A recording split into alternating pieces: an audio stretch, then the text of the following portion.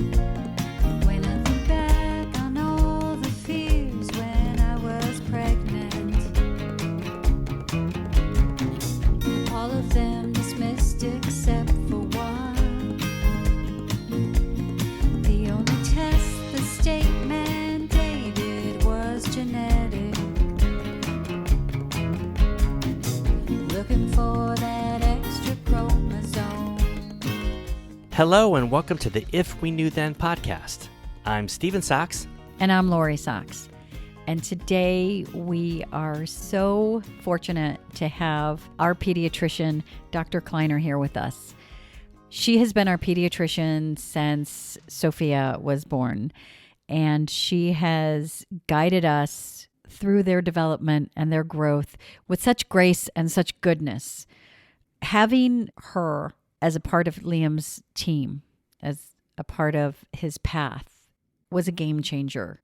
She sees Liam, as a whole child, and she has from day one treated him with the same equanimity that she gave our daughter.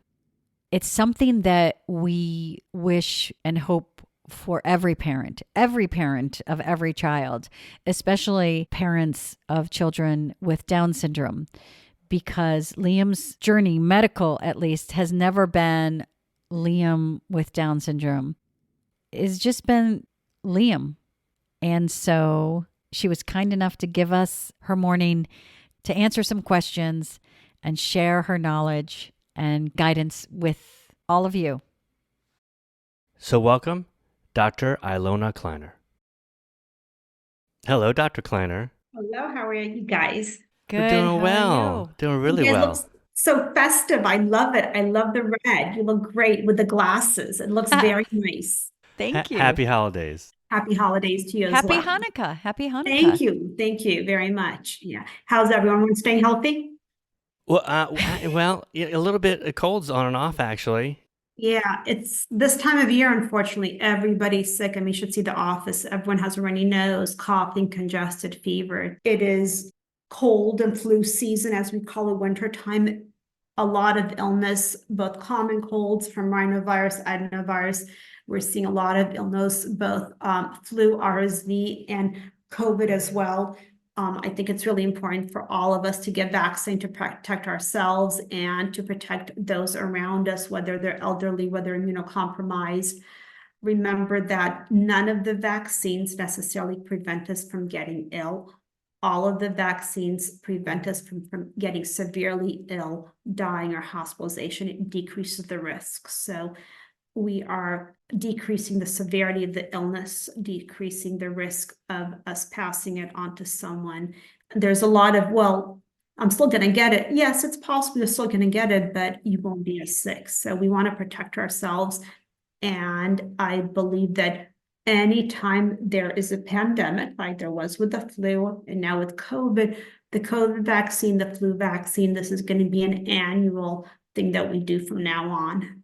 So it's not a one-time vaccine that is meant to last forever. All these strains of viruses do mutate and change, and we try to then update the vaccine so that we can cross-react with whatever strain is around during that time period. Yeah. And it's important for individuals with Down syndrome because their immune system's compromised. A lot of people's immune systems are compromised, not just because they're on certain medications or they have heart disease or lung disease or they have cancer, but there are certain illnesses, underlying illnesses that make us immunocompromised as well. I mean, even pregnant women are considered immunocompromised. So even if you're around a healthy pregnant woman, her immune system is not the same because she now has immunity for two individuals. So even pregnant women are considered immunocompromised. We want to make sure we're keeping everyone safe around us. Yeah. Even at my job where we don't have any COVID protocol anymore. So if someone has a cold, it's kind of up to them to test, and then, right, who's testing? Maybe they're not. Maybe they're just, if you're home testing, how accurate is that? And then, am I wearing a mask? But I think at this time, if we can just let everybody do what they're comfortable with, and right, and if they want to wear a mask, then encourage that, and that's great. Yeah, I hope that everyone's just basically being aware and being conscious and just not being around other people when they're sick. So whether they have COVID or the flu, they don't feel well, hopefully they'll stay home and wear a mask and just be a little more conscientious not to spread whatever virus they have. So it is hard to make everyone test for anything. And you just hope that people are not only thinking about themselves, but everyone around them as well. One of the big, just jumping right in, one of the big fears with Down syndrome is health. And it's actually one of the heavy-handed fears that are instilled in parents, from prenatal, as these, right off the bat. Right off the bat, we're told just a very bleak future for our children. And as we've been on this path for 13 years now, we've discovered that a lot of the reason behind some of those diagnoses that were given or fears that were given were maybe archaic because of limits that were put, on our kids medically a long time ago. And also the reality, like statistic wise, the difference between a child with Down syndrome and a neurotypical child, that there's not necessarily that much of a difference, but the medical support and the medical journey that parents have has such an impact on their child's life, on, the potential, on just the quality of life, even the opportunities they receive as far as education and jobs, and as they get older and transition. We have always felt very fortunate to have you as our pediatrician.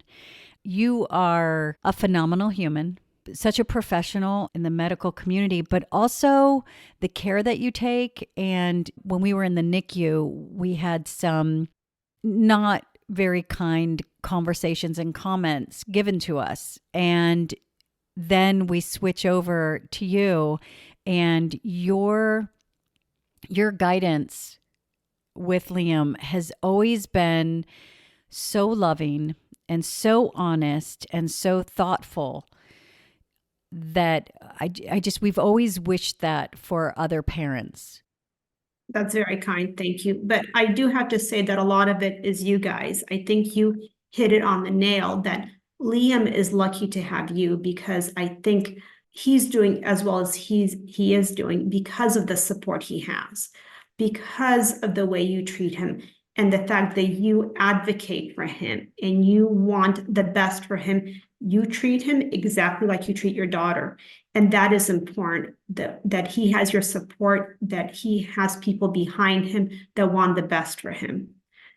I think with Down syndrome, there's such a huge array of disabilities, and like a child could be unfortunately very disabled and not, whether it is physically or hearing, vision, cardiac, their motor abilities.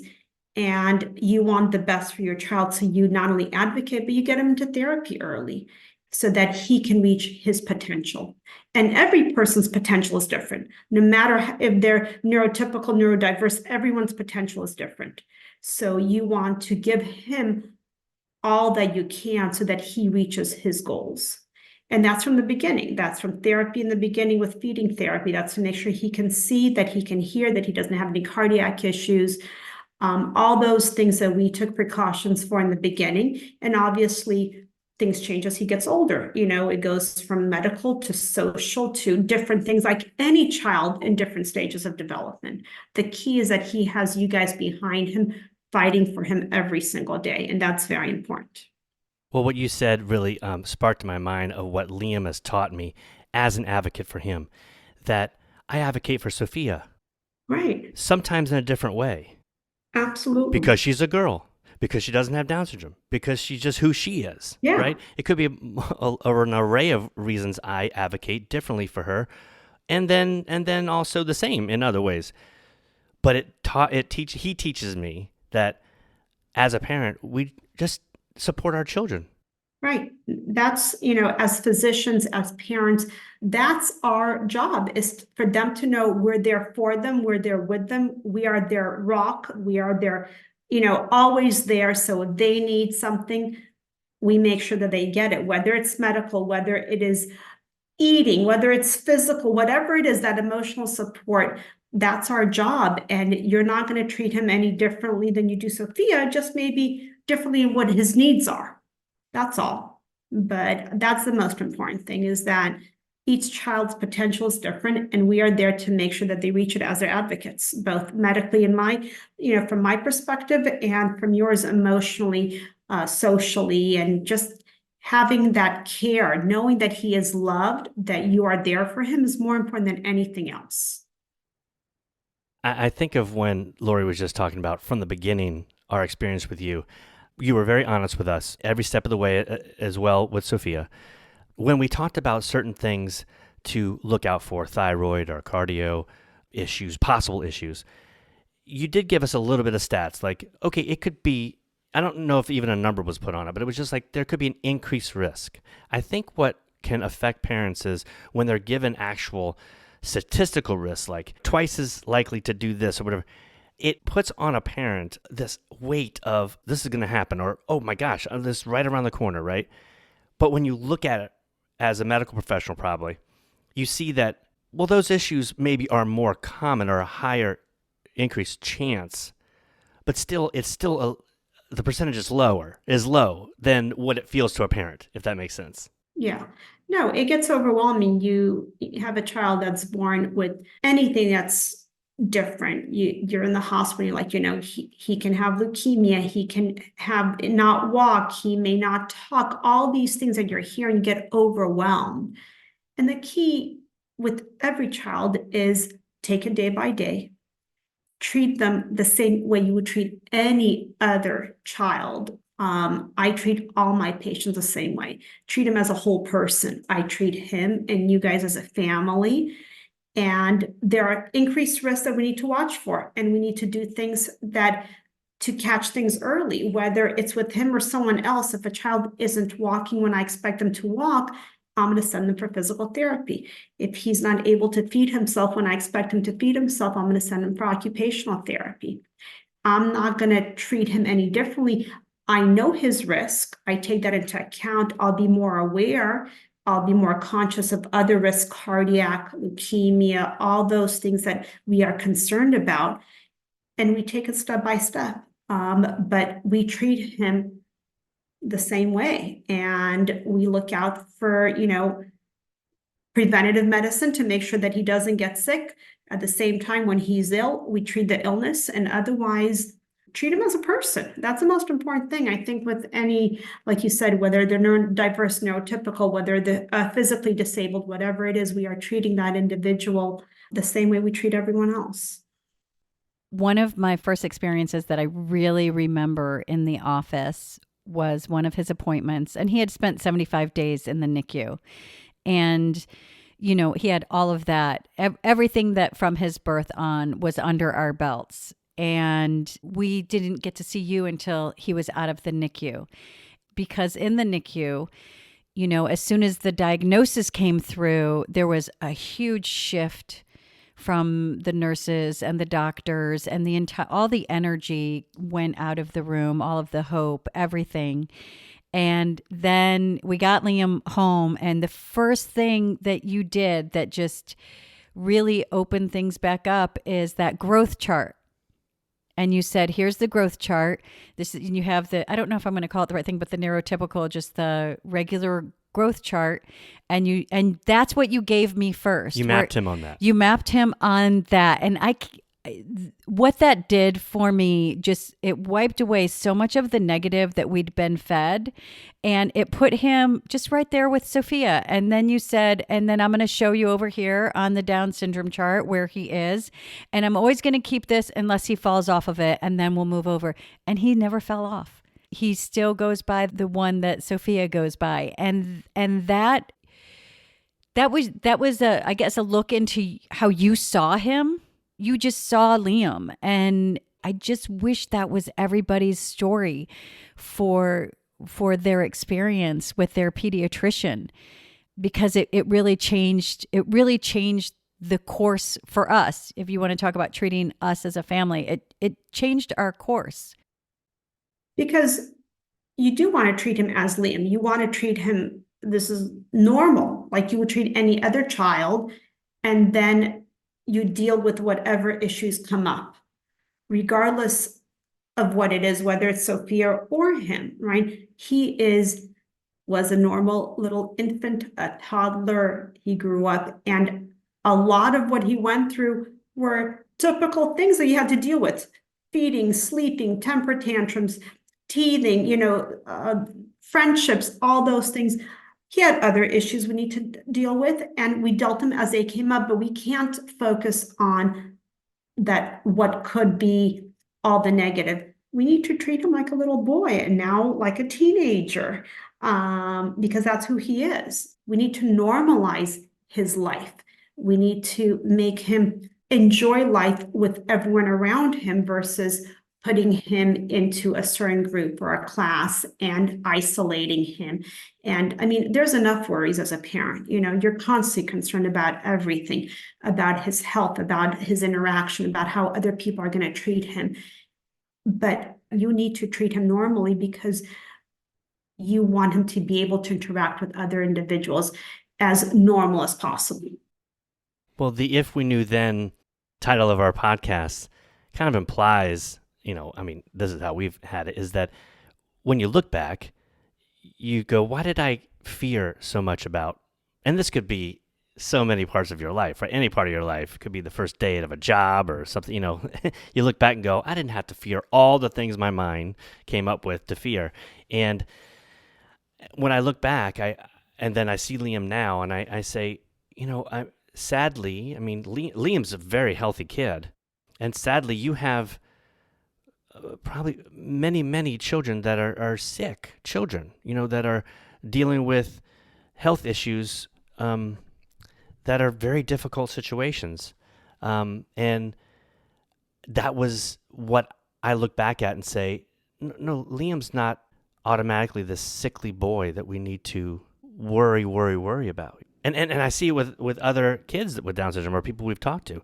It's this worry though that at least we were given in the NICU. I think maybe compounded by the fact that he was, a few months early. Premature, yeah. But in my mind, I was like, wow, how are we going to get this health thing together with Liam? And I'm not worried. I don't worry about that. I think part of it is the shift of focus that you gave us. I think it's very important because there was nothing that was insurmountable. Like the way you presented us, something that might be an increased risk, it wasn't something that we carried into every day. It was like you said, if something came up, then we ran a test and we looked into it. And, there were certain things that we needed to address, but it wasn't in the forefront. And just like everyone else, when we got to it, we got there and then we dealt with it then. Because we had that with his ears, and it wasn't like the fear that drove us the whole time was this is going to be a problem. It was something that we took each step of the way. When it was ear infections, and then they kind of came a little bit closer together than you wanted them to, but you kept an eye on it, and then you sent us to the ear, nose, and throat. I think at that time a lot had been happening, maybe with all the ear infections, and I remember just how comforting you were about the surgery, telling me lots of kids get this surgery, and made it to where I was like, any surgery, any procedure that your children have is going to be scary, but you just normalized it. This is something that happens. And this is what's going to happen. That happens to kids. And you did, and you told me, it's not like we close our eyes to any risk, but you told me what was going to happen. And because it was done in the way that you always do it, I don't know how to explain that. It was just like, all right, we're going to do this. We're going to do this. When we have children, there's always a concern. There's always fear. How's the first day of school going to be? Are they going to make friends? Are they going to understand that lesson plan? Is someone going to bully them? Are they going to be healthy? What happens if they get sick? Did they break something? Does this fever turn to meningitis? There's so many fears on a regular basis as a parent, and it's scarier, and there's more fears when your child has any underlying medical issue. It's very easy to get overwhelmed, and it's very easy to go down kind of this path where everything is scary and what if. I think you have to look at the positive. I think you have to look at your specific child, Liam, as a whole versus going into the statistics and the theoretical risk, and treat him day by day. Treat him, be proactive. I think being proactive is very important with children. Preventative medicine is very important, but it's easy for us to get overwhelmed with everything. So you just have to you need the support that you guys gave him, and then you need someone to kind of also be, okay, he's good. Like you said, he's healthy. Liam is a healthy boy. And thank goodness, because there are worse things that people need to deal with, really sick children that medicine doesn't have any treatment for sometimes, which is really scary. So we take the good, we take the bad, and we kind of, deal with it on a daily basis. No one goes through life without getting some type of illness, some type of injury, whether it's emotional, physical, something happens to all of us, and we deal with it day by day. You can't get overwhelmed. It's too much. You need to kind of go, okay, let's look at the big picture, and everything's good. He has a loving family. He's healthy. Everything's good. And that's what we go with. So much of what we love about you as a pediatrician is probably just who you are, like just you being you. But how was Down syndrome specifically presented to you in medical school? Yeah, maybe could you introduce yourself a little, like tell our listeners a little bit about yourself, and then answer that question, because we skipped that part. Yeah, we did kind of skip the intro. Certainly. So I've been a pediatrician in Sherman Oaks for over 20 years. I went to UCLA for both my undergraduate studies and medical school. And afterwards, I did my residency at Cedars. So been in LA for a very long time, and have been practicing at Pediatric Associates now for a very long time as well, over 20 years, which will obviously age and date me, but that's where I am. Medical school, I think, has changed a lot over the last 20 years. I think when I went to medical school, a lot of it was statistics. A lot of it was numbers. Okay, you have a child with this, don't forget to do this, you have an increased risk of this disease, you have an increased risk of this illness, make sure that you screen children, at this age. And all of that data is great, because I need to know that as a physician of when to be concerned, make sure I'm not missing milestones, when to screen children. But what medical school doesn't teach you is how to doctor, that kind of personal touch, that emotional, that I don't think anyone can teach that. I think there's certain things that are innate to people. I mean, there are people who are extremely skilled, knowledgeable physicians, know much more than I could ever dream of, but they don't have that personal touch, or they don't have that intuition. I think with medicine, everything's not black and white, and that's why you can't put everything into a logarithm. There is that going into a room and seeing that a child is ill or a child is healthy. When I go into a room and I talk to parents or children, before I even examine a child, I'm observing their interaction with their family. Are they scared? Are they fearful when they're talking? Are they having a shortness of breath? Are they grimacing when I touch? Like, I can get a lot just from observation before I examine a child, just from hearing them talk before I even do anything physically to them. And those are things I don't think are necessarily, or I shouldn't say they're not taught, they're difficult to teach, because those things are individual. It's easy to teach physiology, anatomy, histology, get those basics, but then there's that human aspect that I think that's more difficult. Did you have any experience with someone with Down syndrome prior to medical school? Prior to medical school, not personally in terms of family members or friends. No, I mean, obviously I've seen people but no, not someone that I interacted with on a regular basis. Because we know how much we've been affected just living with Liam, obviously, and we see how his friends see him as just one of the guys, and I always feel like the kids in his class are so lucky to have him in that classroom. And there's going to be future pediatricians that are going to school with him. And I can only imagine how they'll go into medical school and what their thoughts will be because of their experience with Liam, and then how that will spread to their profession.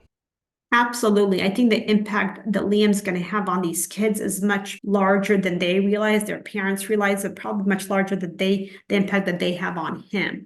What he's going to teach them in terms of how to interact with people, how to listen, how to be a good person, a caring person, respectful, understanding of someone's needs. Those are difficult things to teach unless you interact with someone who needs it. And I think his peers are lucky to have him in his class because they're going to change who they are for the rest of their life. And their parents probably don't even realize it. It's something that you cannot put your fingers on. It's not something you can teach. It's something that, and you probably see yourself, the peers, the kids that interact with him, the kids that don't. Well, I think of the kids that care for him and help him if he needs help. I always kind of go back and forth. Are there these kids going, oh, I'll help Liam because I just want to help him. He's my buddy. Or also they see Liam helping others. Like Liam's such a caring human, and that would be for any caring human, how you can pass that on to someone else just by showing someone how to care for And be someone, kind. to be kind. Yep. We talk about inclusion and Liam being in the classroom. Everybody is benefiting. Liam's benefiting because he's receiving an education, but then the other people around him, the teachers and the students are getting so much more.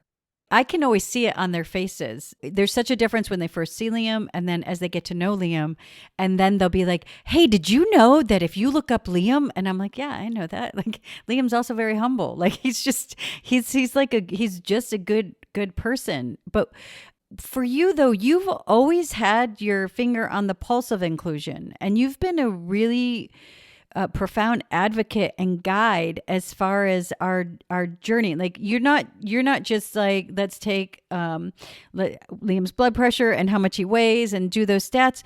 You always ask those questions of how he's doing in school. Does he have friends? What's his class? You ask about the IEPs. You ask about his supports. And you've even written letters for our IEPs when it came to speech. I don't know if every parent knows to ask for that or if they even receive anything close to that, but your dialogue has always been an inclusive one. Where does that come from?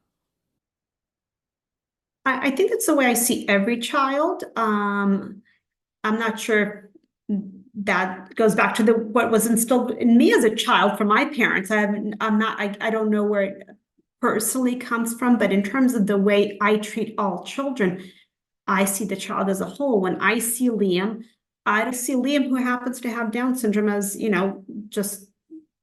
just happens to have it. So I need to make sure that he is healthy. He's eating well, he's staying active, he's sleeping, he's socializing, he's not depressed, he's not anxious, he's not everything about him. It is not just medical. It is for him to be healthy as a whole. We need to treat him as his mental health, his social health, his emotional health, not only his physical health. And I think that goes for him, that goes for Sophia, that goes for every individual. That's the only way someone could be healthy, is as a whole individual, not just, okay, does he have a murmur? Does he, what's his weight? That's just part of his health.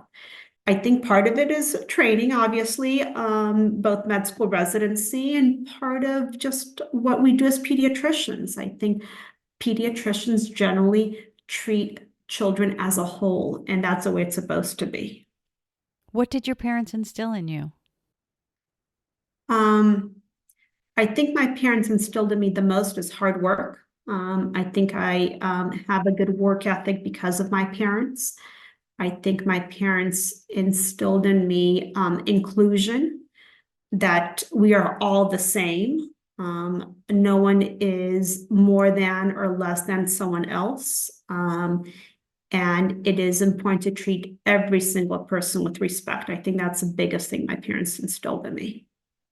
That's who you are. That's what you've given us in this journey with Liam. even when you say mental health, like honestly, our experience with Liam and with individuals, the first thing that they would always say is happiest people ever.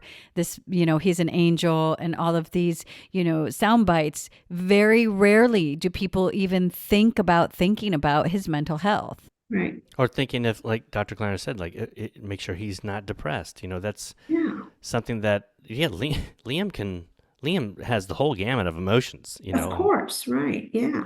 He just has a little bit of a challenge, maybe expressing them or putting them into words. That's true. Mm-hmm. Can you talk on that a little bit for parents, like mental health of an individual with Down syndrome? Or I guess when we're talking inclusion, any child really. Yeah, I think we need to look at cues with children because they will not always express how they feel. And some of it is because they actually, one, they may not know how to express themselves, but sometimes they don't want to hurt their parents, or they don't want their parents to worry. They don't have someone that they can necessarily go to. So we need to watch for the way they act, the way their eye contact, how they're socializing, how they're eating, their weight, their sleep. All of those things will reflect their mental health.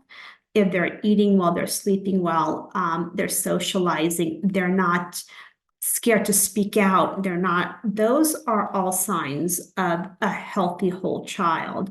But if you see a child who's sitting in the corner, not making eye contact, their weight is either very, going up rapidly or going down rapidly, those are all concerning things that we look at when we look at a child and their mental health. Like, hey, what's going on? Something happening in school?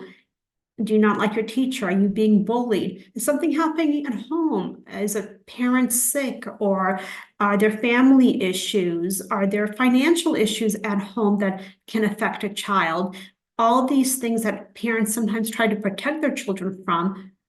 Children hear things and see things that we may not realize as an adult. They feel it, and it comes across in their mental health, in their physical health. It comes across in their demeanor. It comes across in the way they socialize with their peers, things they say and how they act. So again, a lot of times when I walk into the room, I'm just observing. I'm just looking at the child to see how they interact, to make sure that things aren't popping up to me that I may be concerned about. The one place where I see the difference between Liam and Sophia is that ability to, if I say, I'll ask him a question and it's usually like, I'm good. He doesn't either not finding the words or knowing the words or how to express the words. It's more of a challenge to get something out of him. Do you have any advice for what parents how they should get that information, and then what should they do with it? So I think it's hard to, how was your day? Fine. What'd you do? Nothing. Those are typical answers that all, parents get from their kids. So it's getting more details. So, oh, what'd you do during lunch? Did you eat with someone? It's trying to get details, trying not to ask questions that have yes, no answers, to get more details.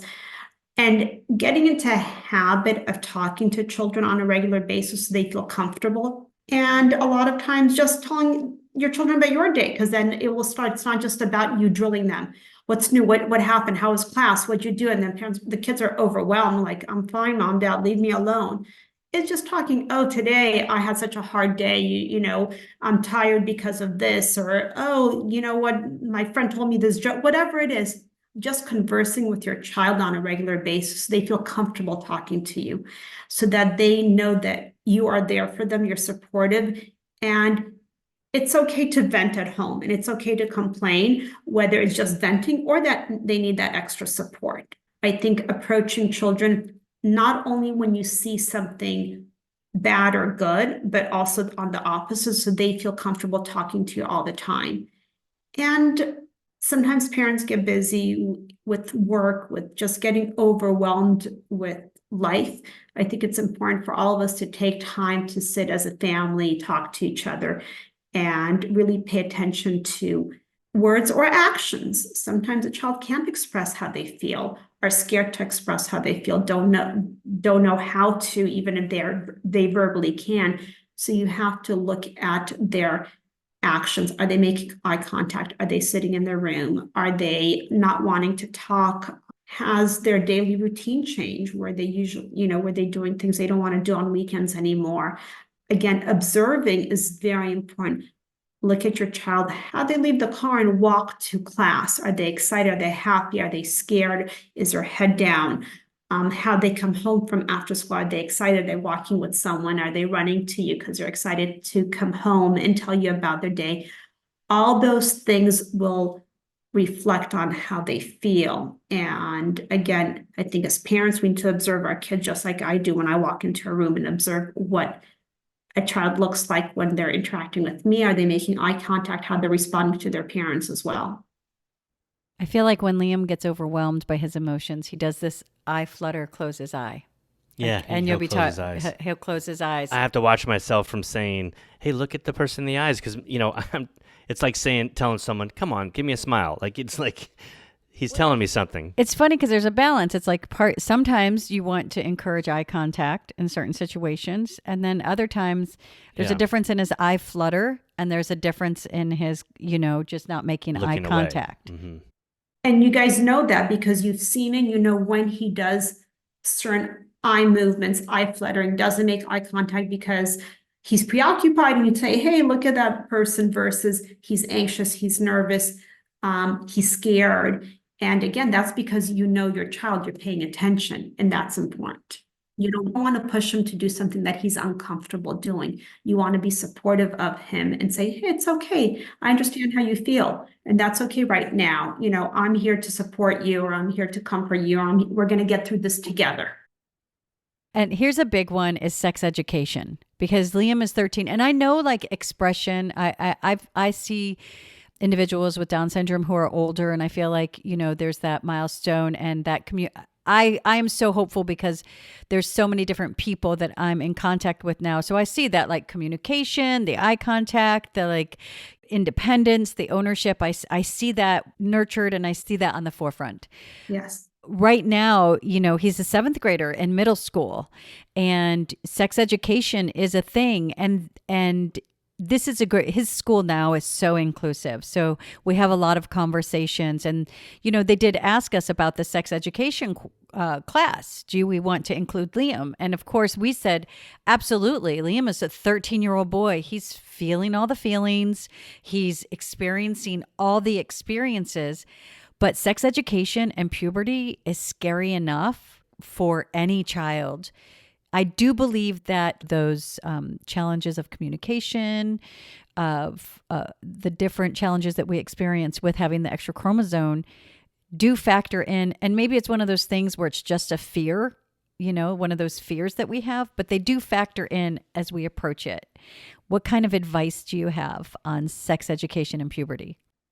I think it is making sure that he understands what's happening to his body, because he is going through puberty like every other teenage boy. The hormones are changing. He's having those feelings, physical changes, emotional desires, but he may not understand exactly what's happening or how to deal with those feelings, or what he should do. And I think it's very important to speak to him on a level that he understands. How are you feeling? What does this mean? What's happening to your body? This is normal and this is okay. And making him understand what he's going through is perfectly appropriate. But he might need that extra kind of going through things and reading some extra books of, hey, this is happening to my body and this is okay. And when these changes happen, this is normal, because he may not understand. I mean, as is, it's hard for any teen going through puberty. What in the world's happening to my body? All of a sudden, my hands are longer. Everything feels awkward and weird, and we're not comfortable in our own skin. But making sure that he's aware that this is normal part of growing up, of changing from being a child to a man, going through these changes is okay. And not knowing what to do with them is also okay, right? I mean, what do you do with these feelings? And none of us know, and each person reacts differently. And it's kind of that, okay, I feel weird in my own skin. What do I do? And, sometimes it's up to adulthood where we don't feel comfortable in our own skin, and that's okay. Well, like you said, when those feelings do come up and he expresses those feelings or anyone expresses those feelings, it's so healthy to come from the place of this is normal. Yeah. This is all okay. These feelings, like we can talk about this stuff. And it's just now how do we direct these feelings and how do we then outwardly communicate, that appropriately to Yeah. people, So, and Liam catches things right away a lot of times. Sometimes, like with his multiplication tables, we went over those a bunch, but then he got them. Sometimes we just have to go over it a little more. Yeah. And that's okay. That's with anyone. Math is hard. Syntax is difficult. Puberty sucks. I mean, Yeah. it's normal. And it is good to review it, to normalize it, to ask him what his concerns are, what his fears are, what is he feeling? What does he understand that's happening? What he doesn't understand that's happening? And with any child, neurotypical, neurodiverse, that varies in a child's understanding of what's happening to them during puberty, the feelings that they have, the physical changes that they're going through. Is this normal? Is this not normal? What's going to happen? Why do I feel like this? Those are all conversations that I think now people are more comfortable having with their children. 50 years ago, I don't know how many parents had conversations with their children about puberty. So I think open conversations about your body and changes and feelings are things that we need to do, just like we talk about, multiplications or anything that happens in school. With other, seventh graders, I see like with his friends, they have this, typical teenager behavior would be like, I'm not going to reveal that I think that person's cute. I'm not going to talk about what my body's going through. Whereas Liam, because he's so present and he doesn't, there's, He's honest. no airs. He's very honest. He will, we joke with him and we're like, Liam, you got to get game. You have to have some game, because just like he'll see a pretty girl and he'll be like, I want you to come over. And we're like, you can't, because now you're 13. And that really makes people uncomfortable. And so I feel like that is one of the challenges, is to just be able to, because I did have a conversation with him the other day, and I just saw him, like, he didn't want to ask a question. He hasn't asked any questions, but I've noticed things. But I did notice when I said, hey, you know what? Are you experiencing this? Is this going on in your body? I want you to know that's normal. And it was almost like, His eyes were like, what? okay, he still experienced that same relief, because I do believe like his neurotypical friends, they've seen the movies, they've heard the stories, they've, whatever, they have older siblings, right, that have gone through this, who talk about it in a different way. And just because Liam has not only a sister, she's not going to just have that conversation with him. And it's not a conversation. I don't think it's a conversation in the world, or maybe his friends might even be afraid. Like, they might joke around and talk about their bodies, but they might not feel comfortable saying that to him, even though they're experiencing the same things. Could you give us a list of books that we could put in the show notes that would be good tools for us to use to talk? Absolutely. There is a list of puberty books, both for boys and girls, that I can send you so that your audience can have access to, that I think are great for kids to review with their parents about puberty and how their body's changing and what they're going through. And through a filter of Down syndrome, is there anything that you would change with the conversations?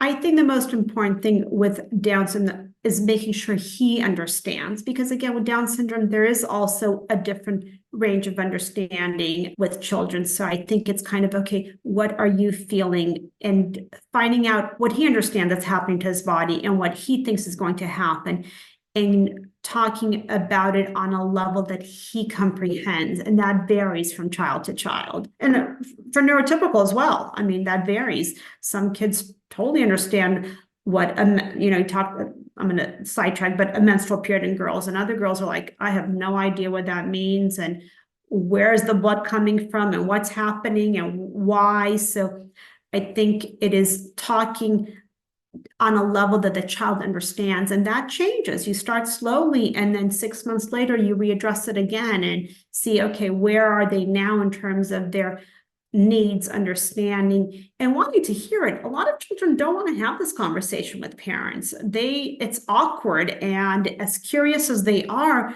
they rather be misinformed by a friend than get the truth from their parents, because it's not a conversation they want to have. And later on, going from puberty to actually talking about sex is even more awkward, where the kids are like, please, parent, like, don't tell me, I don't want to talk about it. It's very uncomfortable, but you want your child to be informed. You want your child to be protected and safe and understand their body, understand what's normal and not normal, and to be safe, you know. It's funny because when you were saying that about the menstrual cycle, and some girls will say, I don't even know where's this blood coming.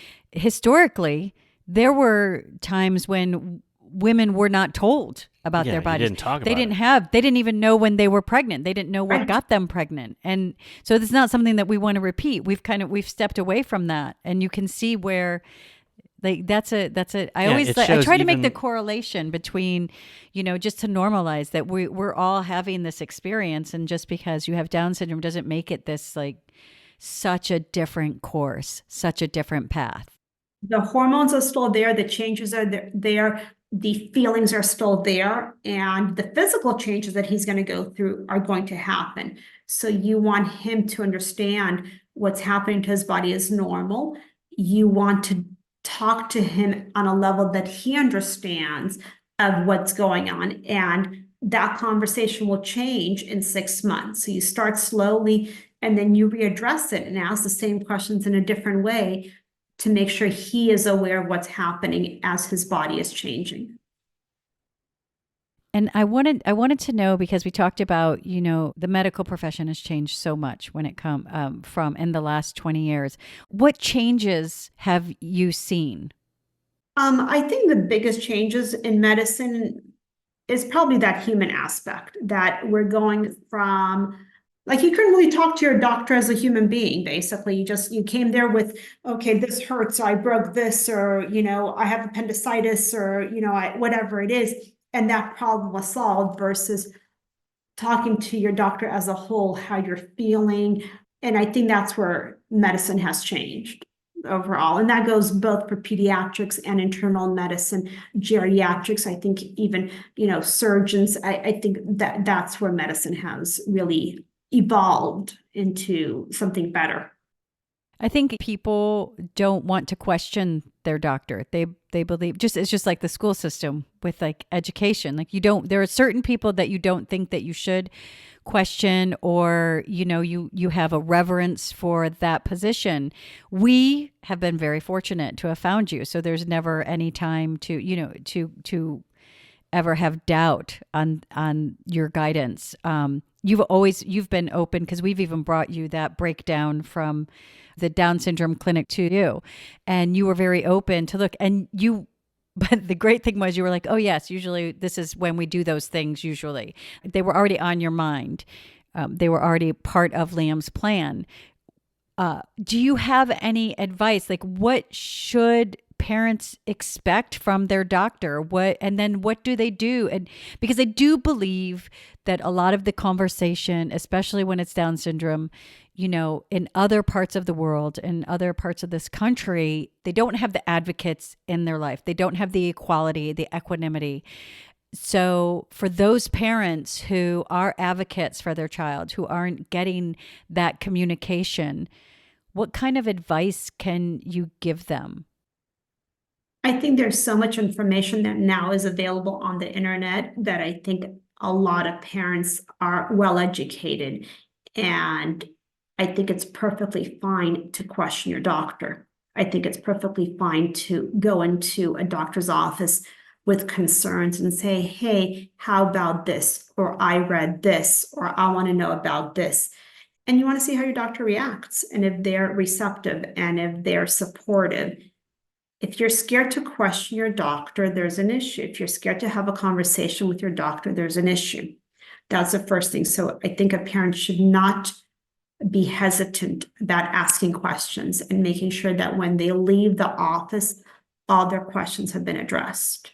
It is also okay for a physician to say, I don't know. Nobody knows everything. And I think physicians need to know their limitations. And it is okay for a physician to say, yes, I know, we're looking into that, or I wasn't aware. Let me read up on it. Let me find out. Those doctors who don't know their limitations, I think those doctors who do not want to listen to their patients may not be a good fit. That I think it's important that you find someone that's a good fit for you, and that's different for every person. I may not be everyone's cup of tea, and that's normal, right? That's the way it's supposed to be. You find someone that you click with, you feel heard. I think it's important for a patient, a parent to be heard, to feel that their concerns are being addressed, their child is being treated as a whole, nothing's being overlooked. It is okay to question your doctor, it's okay to bring things up, and it's okay for the doctor to say, I didn't know. There's no way that someone knows everything. Okay, that's impossible. I mean, someone asked me to do neurosurgery and I said yes, I'd have an issue. That would be a problem. Okay, that means there's something wrong with me. Okay, nobody knows everything, and it's okay to be aware of your limitations. I think that's very important as a human being in everything. And then you're able to look things up and have an open, honest conversation about what's appropriate for the child at that particular moment, once you address it together and are informed together as a parent-doctor team, if you will. Well, you're right when it says sometimes it doesn't click, right? And you can be, when you talked about, Lori, reverence to maybe teachers or doctors, you can be respectful and also thankful for someone's knowledge. Right. But just like with a barber or a masseuse or the mechanic you're dealing with, if you feel like it's not a two-way street, or you're not comfortable with that relationship, it's always okay, and I'm glad you said it, to venture onto another path with maybe someone different. Right. It doesn't mean that physician is a bad physician. They may be exceptional. They just may not be exceptional for you. And that's okay. Different people feel comfortable with different individuals. And I think that's why certain people gravitate to certain people, both on a personal level or professional, whatever it is. And that's normal. That's just the way we are. That's part of our personality and being a human. That's okay. Having like Google and knowing like when you have an issue with your body, you go, oh, let me Google something, you can find all these things. I have to think that your knowledge has got to be so good for you personally, like even with your daughter, like just to be able to like go, oh, like I kind of know what's going on. Right. I wish I was a pediatrician. Not really, no. You have to kind of filter out all the noise sometimes that you do get from the internet. I mean, anyone can post anything. I can post stuff on the internet, and the fact that I have an MD behind my name, people are going to believe what I say. No one knows if I'm educated, my education, my knowledge, my bias, which a lot of people have a certain bias. So I will make a statement, and other people may quote me, which may not always be correct. So you really have to be cautious, everyone, with any type of research we do on the internet, whether it's medical or for our cars or whatever it is, because you don't know who's posting what and where they're getting their information and who these individuals are. So I think all of us need to be able to filter a lot of that extra noise, and being comfortable with our knowledge, and being comfortable, again, with things we don't know, and know where to get the accurate information, because now there's so much out there that isn't always accurate. I think that's a really good point to bring up, that the bias, especially like what I experience with Down syndrome. Yeah. I've been able to do some research and go, that's where that comes from. That's where, the ratio of children who died because of heart defects was really impacted by the fact that they wouldn't give heart surgeries to babies who had Down syndrome.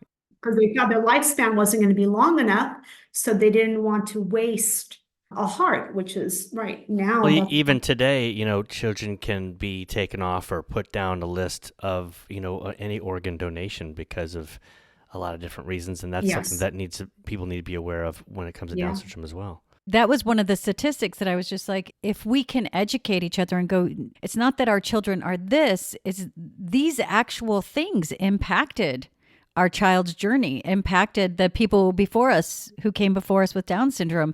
This is why they weren't able to learn in school, because they weren't given an education or they were institutionalized. And that, I mean, you put any human in an institution Absolutely. under those conditions, there's not going to be much of a difference. Exactly. And that's why inclusion is so important. And sometimes that means a full-time aide, not a full-time aide, with different type of physical or neurodiverse children. I think the more they're included in a regular classroom, the more they're included in normal physical education, activities outside of school, that will give them the best potential for socialization, academic, future, just being, a good contributing human being to society.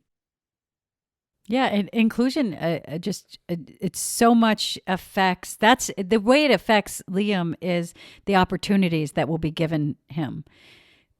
And will decrease the bias of those people around him, because they're learning so much from him. So those children that are interacting with him, those friends that he has, they're going to grow up to be different people. They're not going to have the same bias as individuals who did not get the opportunity to be around Liam, because Liam did impact their life in such a positive way.